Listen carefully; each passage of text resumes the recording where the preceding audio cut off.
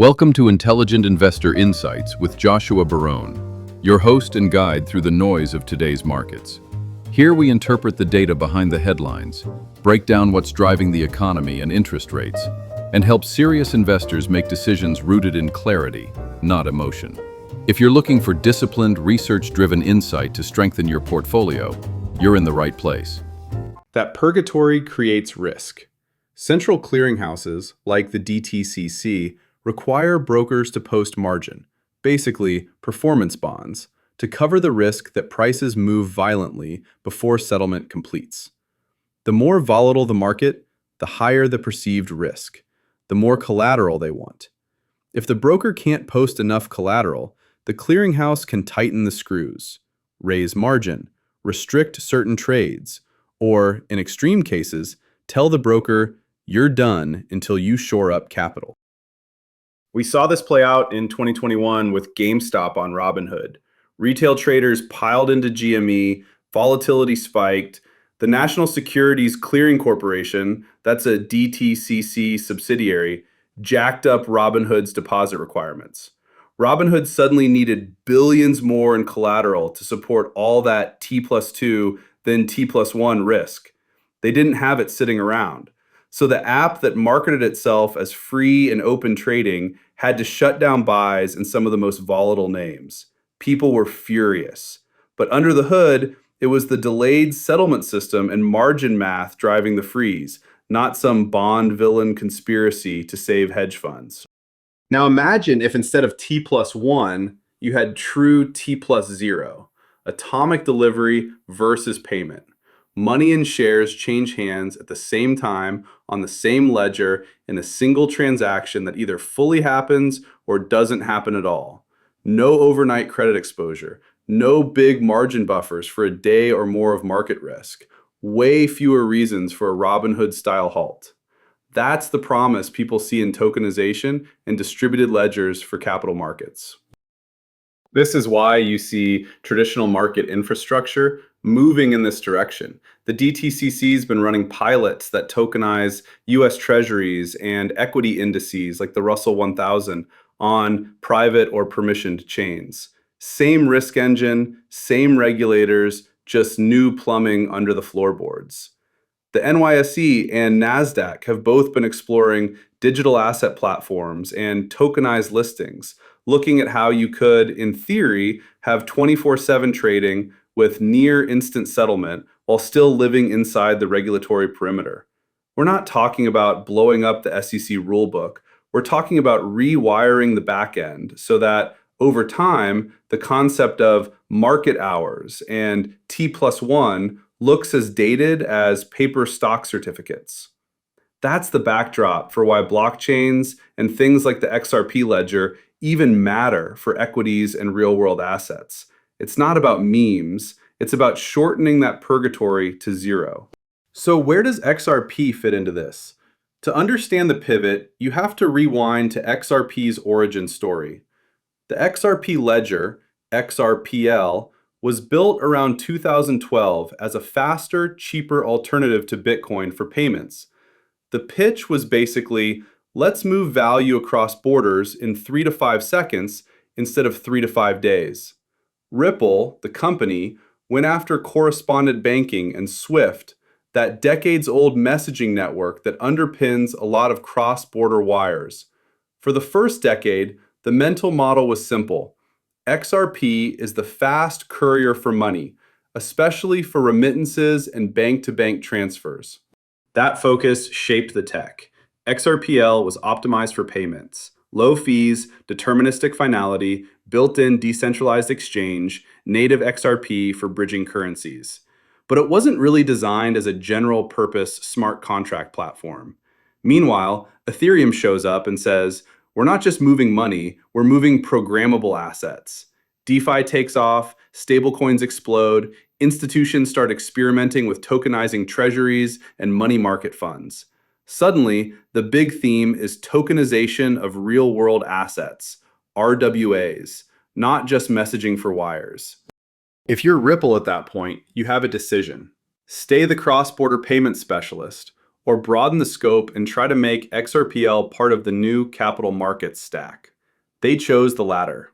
Over the last few years, they've leaned into enabling token issuance, institutional custody integrations, and compliance tooling so that banks, asset managers, and regulated venues can actually put financial assets on XRPL, not just move fiat balances around. The narrative shifts from XRP versus Swift to XRPL as infrastructure for tokenized RWAs. Instead of being a niche corridor play for, say, Philippines remittances, the ambition is to sit in the pipes of tokenized funds, real estate, potentially even tokenized securities, all in a compliant, institution-friendly way. Now, I want to be clear, a lot of this is still early, and there's a big gap between slide decks and production volume. But directionally, that's the pivot. XRP's not just the courier anymore. XRPL is trying to be part of the warehouse, the registry, and the toll road the assets travel on. Whether it succeeds is a different question, but that's the strategic swing they're taking. Let's talk about the size of the opportunity, because this is where the numbers start throwing commas at you. Different firms have very different projections for tokenized real-world assets. Ripple, citing work with BCG, has pointed to estimates on the order of roughly $18.9 trillion in tokenized assets by 2033. McKinsey, on the other hand, has put out more conservative scenarios, something like $2 to $4 trillion by 2030. That's a pretty wide range. One of those sounds like new global asset class. The other sounds like large but manageable pilot program. But even if you only believe the low end, $2 to $4 trillion is not a rounding error. For comparison, that's on the scale of the entire US high-yield bond market, or a big chunk of global ETF assets. And if the higher estimates prove directionally right, even if they're off by half, you're talking about tokenization touching a material slice of global financial assets. What's actually getting tokenized? Think of it as a buffet. On the near end, you've got short duration, low complexity instruments, US treasuries, money market funds, bank deposits, tokenized cash equivalents. These are attractive because the underlying is boring, or supposed to be boring, and the benefits are clear. 24/7 transferability, fractionalization, maybe better operational efficiency. Then you move out the risk curve. Private credit, private equity funds, real estate, commodities, even art and collectibles. Each category brings more legal and regulatory complexity, but the same core idea. Take an off-chain asset, wrap it in a compliant digital representation, and make it easier to move and settle. Equities are a bit further out on the timeline, but they're the big prize. That's where initiatives like DTCC's tokenization pilots come in. DTCC has been experimenting with tokenizing things like the Russell 1000 index and US Treasuries, testing whether you can use tokenized representations inside the existing clearing framework to reduce settlement friction. If you can do that for a broad equity index, in theory, you can start thinking about individual stocks, ETFs, structured products, all living on or interacting with a ledger that supports near-instant atomic settlement. Remember, the total market cap of US equities alone is in the tens of trillions of dollars. You don't need to move all of it on-chain to change market structure. If even a meaningful fraction of settlement flows migrate to tokenized rails, the underlying chains and ledgers that win that business become systemically important. That's why you see Ethereum, XRPL, private bank chains, and others all angling for a seat at this table. The pie is huge, even if the forecasts are wrong by an entire asset class. Now, how does XRPL stack up against Ethereum, which has basically become downtown Manhattan for tokenization. By most counts I've seen, Ethereum hosts on the order of $17 billion plus in tokenized RWAs, with year-over-year growth north of 300%. You've got flagship examples like BlackRock's BUIDL Fund, a tokenized US Treasury money market style product, and JP Morgan experimenting with tokenized MMFs and collateral mobility. If there's a big institutional tokenization headline, odds are good Ethereum is either the venue or at least on the short list. The trade-off is that Ethereum is busy and flexible, but also more chaotic. Gas fees fluctuate, the environment is permissionless, and compliance has to be layered on at the application level. That's great for innovation. It's trickier for a chief compliance officer who wakes up in hives if the word DeFi shows up in an audit report. So think of Ethereum as the downtown superhighway. Dense traffic, tons of opportunity, but also noise, scams, and everything else that comes with an open city. XRPL is trying to be something closer to a regulated toll lane, or if you like bad metaphors, a country club highway. The core ledger is public, but much of the RWA strategy is about curated, compliance-first environments, fixed, predictable fees, features like built-in account controls and permissioning, so regulated players can ring-fence activity and know exactly who's on the other side. The RWA base on XRPL, by some recent counts, is smaller in absolute terms, in the low single-digit billions, around $2.3 billion. But it's been growing rapidly, reportedly more than 2,000% over a year from a very low base. Law of small numbers, but directionally interesting. More important than the raw TVL is who's experimenting. You've got Archax, a UK-regulated digital securities exchange, working with Barone, a large asset manager, to tokenize their Luxembourg-domiciled USD liquidity fund on XRPL. That's a real, regulated fund, not just a test token someone spun up in their garage.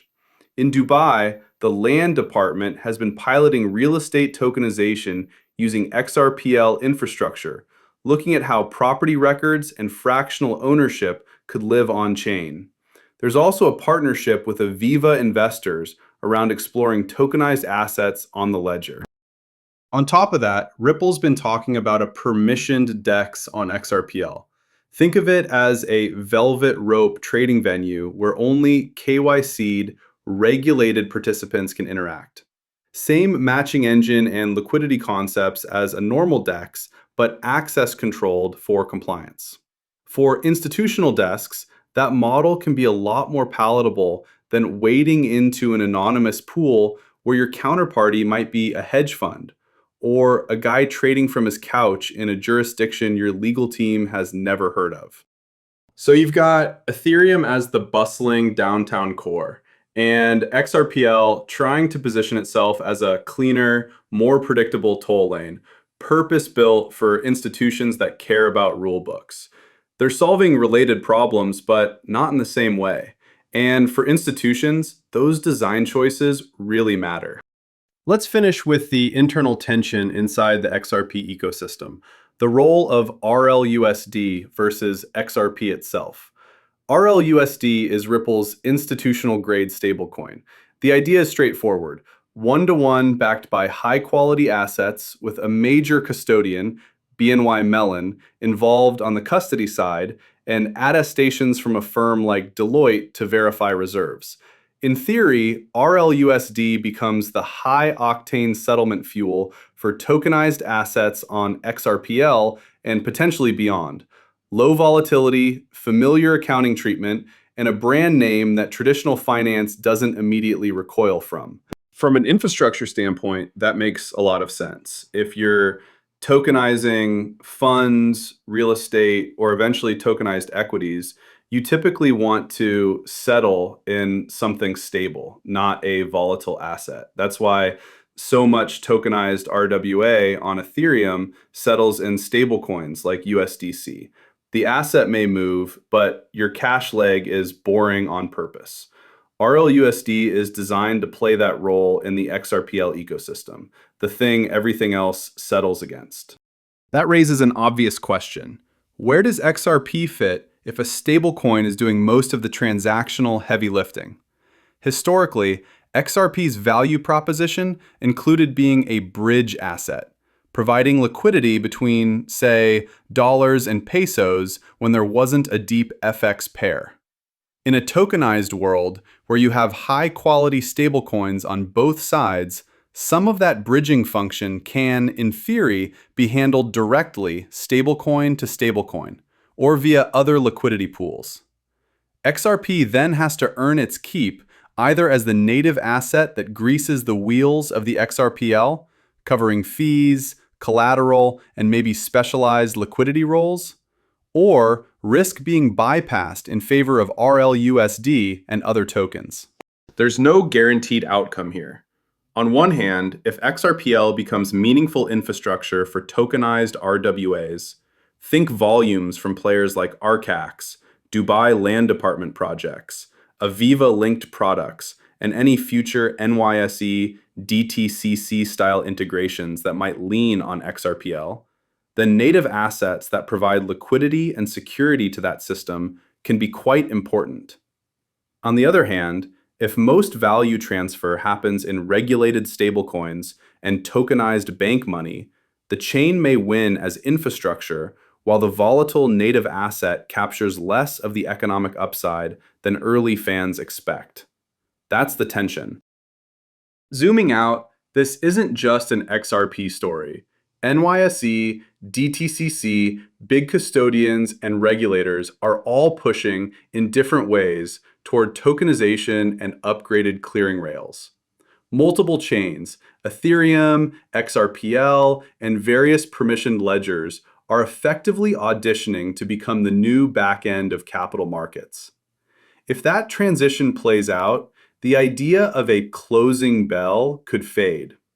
You'd still have human trading desks with working hours, but the underlying settlement fabric could run 24/7 with near instant finality. Where does that leave XRP's RWA thesis? Somewhere between critical middleware and interesting experiment, depending on adoption. The institutional proof points on XRPL are real but early. The tokenization TAM is enormous, but the competition is fierce, and regulation will shape the winners more than tech Twitter polls. My bias, as always, is to treat all of this as plumbing, not prophecy. Watch what actually settles where, who's willing to put regulated assets on which rails, and how comfortable regulators are with those choices. That will tell you a lot more than any marketing deck. We'll keep tracking it as the pipes get built out. For now, I'll leave it there. I'm Josh Barone. Thanks for listening, and we'll dig into more of this market structure stuff in the next round. Thanks for joining Joshua on Intelligent Investor Insights. If today's discussion raised questions about your portfolio strategy, risk exposure, or how to navigate this late-cycle environment, we invite you to connect with us. We work directly with investors who want data-driven guidance, institutional-level analysis, and a partner in building durable wealth. Reach out to start the conversation and take the next step toward becoming a more informed, confident, and resilient investor. Until next time, stay rational, stay disciplined, and invest with intelligence.